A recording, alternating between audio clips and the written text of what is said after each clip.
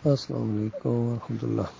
دیکھیے، اللہ تعالیٰ نے انسان کو اپنی بندگی کے لیے پیدا کیا ہے، اور یہ جو دنیا کی زندگی ہے یہ ایک امتحان کی زندگی ہے، ٹیسٹنگ پیریڈ ہے، آخرت کی تیاری کے لیے یہ ایک موقع ہے۔ اس میں اللہ تعالیٰ نے جو رہنمائی فرمائی ہے اپنی کتابوں کے ذریعے، اس میں بڑا امتحان بھی رکھا ہے۔ کسی چیز کے 2 یا 3 معنی ہو سکتے ہیں، اس میں آزمائش کی گئی ہے انسانوں کی کہ اس میں سے کون سا معنی لیتا ہے۔ ایک معنی قرآن کے خلاف ہوگا، بالکل پورے مزاج کے خلاف ہوگا، دین کے مزاج کے خلاف ہوگا، اور دوسرا معنی بھی، یا 2 ٹوٹل معنی ہیں تو ایک مطابق ہوگا دین کے مزاج کے، اور ایک ذرا بظاہر تھوڑا سا اختلاف نظر آ رہا ہوگا۔ اسی میں انسان کی آزمائش ہوتی ہے کہ وہ اس کو کدھر لے کے جاتا ہے۔ یہی چیز ہم کہتے رہے ہیں اپنے کلپوں کے اندر کہ اگر توحید کی اینک پہن کے آپ دیکھیں گے تو پورا قرآن توحید سے بھرا نظر آئے گا، اور اگر آپ نے اینک بدلی کر دی اور اپنے اکابرین کی اینک اور شرک کی اینک، یا ہمارے فیضان الحق صاحب کہتے ہیں کہ شرک کی سیاہی سے انہوں نے تفسیریں لکھی، اگر یہ توحید کی سیاہی سے لکھتے تو یہاں تک گمراہی نہ پھیلتی۔ تو جنہوں نے اپنے اکابرین کی اور شرک کی، کفر کی، منافقت کی اینک پہن کر یہ قرآن پڑھا ہے، اس کو شرک نظر آئے گا۔ جس طرح صوفیوں کو وحدت الوجود، وحدت الشہود قرآن سے نظر آتا ہے، اہل حدیثوں کو مردے سنتے ہوئے نظر آتے ہیں قرآن سے بھی اور حدیث سے بھی، دیوبندیوں کو واسطے وسیلے نظر آتے ہیں، بریلویوں کو عالم الغیب نظر آتے ہیں، انبیاء قرآن پڑھ کے کتنے بڑے بڑے علماء ہیں ان کے اندر۔ اسی طرح تبلیغی نصاب والوں کو، تبلیغی جماعت کو یہ مردے جو ہے قبروں سے ہاتھ نکال کر مصافحہ کرتے ہوئے نظر آتے ہیں، کوئی شرفیوں کی تھیلی پکڑا رہا ہے، یہ ساری چیزیں ان کے اندر موجود ہیں۔ اسی طرح محمد حنیف کو سجدہ تعظیمی یہ قرآن سے نظر آ رہا ہے کہ اللہ کا حکم ہے، اللہ کی مشیت ہے، تو یہ کہ کوئی نیا نہیں ہے۔ تو مسلک پرستوں نے جہاں ہر معاملے میں مشرکانہ تفسیر کو ترجیح دی ہے، حالانکہ صحیح تفسیر موجود ہوتی تھی، یہ ہے نقطہ قابل غور، صحیح تفسیر موجود ہوتی تھی۔ اور یا ایمانداروں کا یہ کام ہوتا ہے کہ جب کبھی صحیح بات سامنے آ جائے تو پچھلی غلط بات کو وہ چھوڑ دیتے ہیں، حتیٰ کہ اگر اس کی قسم بھی کھا چکے ہوں۔ ایک حدیث میں آتا ہے کہ اگر آپ نے کسی چیز کی قسم بھی کھا لی ہے، بلکہ اپنے بارے میں بھی یہی کہا کہ اگر میں کسی چیز کی قسم بھی کھا لوں اور اس کے بعد صحیح بات میرے سامنے آ جائے تو میں اس قسم کا کفارہ ادا کروں گا اور میں صحیح بات کی طرف آ جاؤں گا۔ یہ صحیح طریقہ ہے، بڑا سادہ سا طریقہ ہے۔ غلطیاں تو ہر انسان کرتا ہے، غلطی آدم کا ہر بچہ کرے گا۔ اگر کوئی یہ کہے کہ میں غلطی نہیں کروں گا تو پھر وہ آدم کا بچہ نہیں ہے، وہ کوئی اور ہی مخلوق ہے۔ غلطیوں سے توبہ استغفار کرنا، صحیح بات کی طرف رجوع کرنا، یہ عین ایمان ہے۔ بلکہ مخلص مومنوں کی یہ ایک تعریف بیان کی اللہ تعالیٰ نے کہ بار بار اللہ کی طرف پلٹتے ہیں، بار بار اللہ کی طرف پلٹتے ہیں۔ اس کا کیا مطلب ہے؟ اس کا مطلب یہ ہے کہ یہ نہیں ہے کہ ان سے گناہ ہوتا ہی کوئی نہیں ہے، یا غلطی ہوتی ہی کوئی نہیں ہے، غلطی ہوتی ہے تو پلٹتے ہیں، بار بار اللہ کی طرف پلٹنے والے۔ تو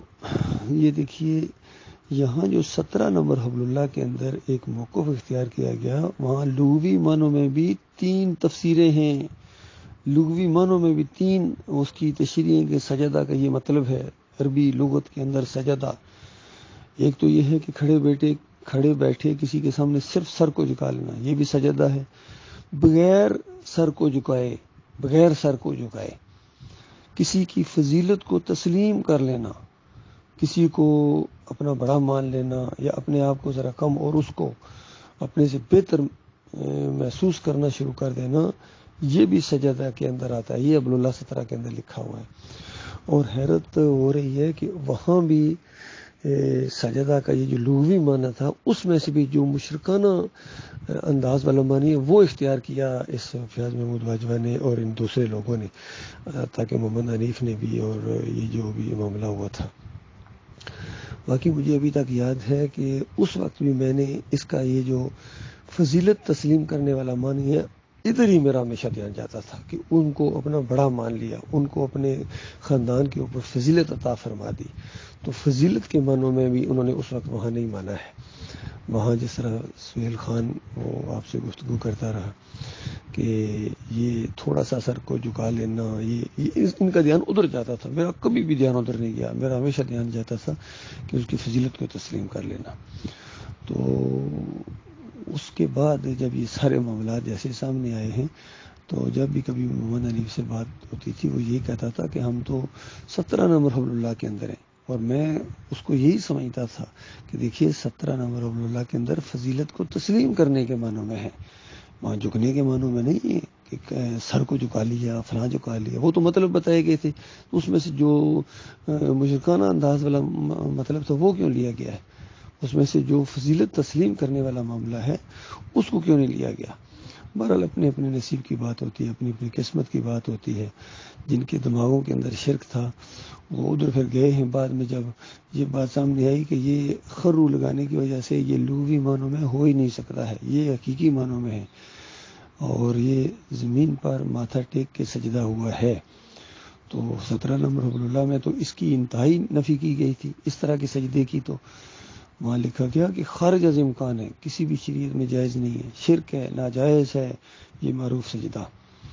انہوں نے اب اس کو ایمان کہنا شروع کر دیا کہ ان کی اپنی بدبختی ہے، اور جماعت کو انہوں نے ٹکڑے در ٹکڑے کرنا شروع کر دیا، 5-6 ٹوٹل، اس وقت بھی میں نے کہا تھا 9 گنڈے ہیں، جس طرح سورہ نمل کے اندر آیا 9 گنڈے ہیں، اور یہاں بھی 9 ٹوٹل 9 ہی بنتے ہیں، یقینی کریں جنہوں نے اس جماعت کا پورا بیڑا غرق کر دیا ہے۔ 9 نمبر 1 اس کے اندر محمد حنیف ہے، یعقوب علی ہے، اختر بیگ ہے، اور منور سلطان ہے، قاری خلیل الرحمان ہے، عتیق الرحمان ہے، یہ سارے اس میں، حکیم رمضان ہے، اور یہ فیاض محمود باجوہ ہے، سرفراز ہے، یہ سارے کے سارے اس کے اندر ملوث ہیں۔ ان سب بدماشوں نے، سعید احمد، انہوں نے ایمان خالص کو کی کوئی قدر نہیں کی ہے، انہوں نے یقین کیجیے، اب نام لیتے ہیں ڈاکٹر صاحب کا، یہ ان کی مجبوری ہے، انہوں نے داڑیاں بھی رکھی ہوئی ہیں، داڑیاں رکھنا ان کی مجبوری ہے، ٹوپیاں بھی انہوں نے سر کے اوپر رکھی ہوئی ہیں، ٹوپیاں سر کے اوپر رکھنا ان کی مجبوری ہے، ٹخنے بھی انہوں نے ننگے رکھے ہوئے ہیں، ٹخنے ننگے رکھنا ان کی مجبوری ہے، ورنہ کون ان کو دیندار سمجھے گا۔ تو اس وجہ سے انہوں نے یہ سارا کھیل کھیلا ہے ان فریبکاروں نے۔ اب اللہ نے اپنے کچھ بندوں کو ایمان خالص کے اوپر کھڑا ہونے اور اس کے اوپر ڈٹ جانے کی توفیق اور ہمت عطا فرمائی ہے، تو اس سے اور آگ بگلا ہو گئے ہیں کہ اب ان کے خلاف گواہی پڑ گئی ہے، اور اب جو ہمارا حبل اللہ رسالہ آ گیا ہے یہ تو ان کے اوپر تھوڑا ہے، ان کے سر کو کچل دیا گیا ہے، ان کو پنجروں کو، ان چوہوں کو پنجروں کے اندر بند کر دیا گیا ہے، اس شرک کے پنجرے کے اندر، کفر کے پنجرے کے اندر، یہ ان کو بہت آگ لگی ہوئی ہے کہ ہمیں پنجروں کے اندر کیوں بند کیا ہے، ہم ادھر ادھر دناتے پھرتے تھے، جو چاہیں کرتے تھے، لوگ ہمیں سروں کے اوپر بٹھاتے تھے، عزت کرتے تھے، جدھر بھی جاتے تھے، اب ہمیں مولوی کہتے ہیں، کبھی مناظری باز کہتے ہیں، کبھی فریبکار کہتے ہیں، کبھی طاغوت کہتے ہیں، تو یہ ان کا جو پوسٹ مارٹم ہوا ہے یہ بڑا ہی مناسب ہوا ہے۔ اللہ تعالیٰ ان کے فریب سے ہمارے بھائیوں کو بچائے۔